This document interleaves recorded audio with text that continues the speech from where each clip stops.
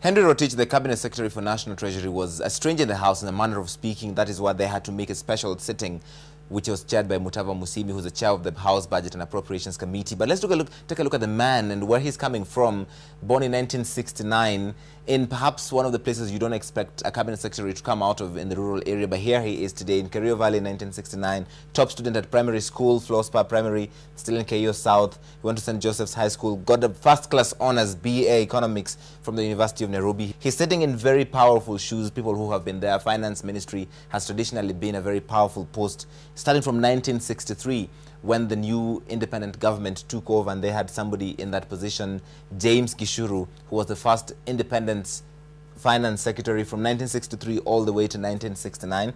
He was followed in that very powerful ministry, then was in President Kenyatta's government, President Kenyatta Senior, by Mwai Kibaki, who went on to become president, member of parliament for 50 years. President Kibaki took this seat from 1969 until 1982, after which came on an interesting gentleman who was Arthur Magugu, became the first finance minister to delay the budget from reading traditionally in June. He read the budget in July. MPs were not pleased. Arthur Magugu was that finance minister. He was followed by perhaps one of the longest serving public officials, the late George Saitoti, from 1988 to 1992 at Treasury. He was one of the longest serving vice presidents the country has seen. After the George Saitoti's tenure at the finance ministry came Wycliffe Musalia Mudavadi, former presidential candidate from 1993 to 1997, when we had another election. Typically when there's a new election, when there's an election, somebody else comes in. This time it was Simeon Nyachai who took on that position for just over a year, 1998 to 1999. He was followed at Treasury, which is a short walk from Parliament, by the way, by Francis Masahalia, who also took on that position for only a few months from February to August of 1999. Quickly changed over. Somebody else came in. That was Chris Okemo, September 1999 to November 2001. So the past three finance ministers really didn't last that long at Treasury. After Chris Okemo came another Chris.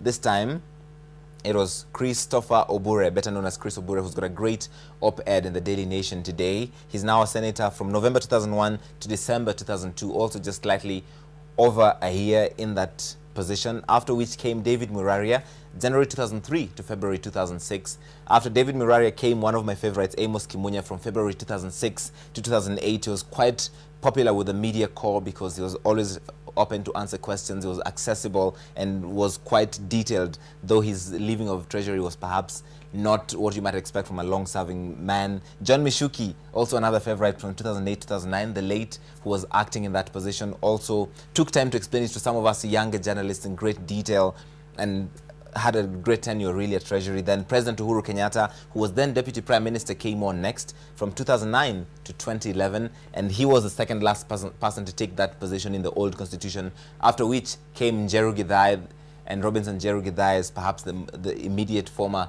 finance minister, who was the last under what we're calling the finance ministry before what we have now as a Ministry of the National Treasury, headed by Francis Rotich. And Njeru Githai was the last one. He was a member of parliament as well. And then now we have Henry Rotich taking over in that position. Back to you.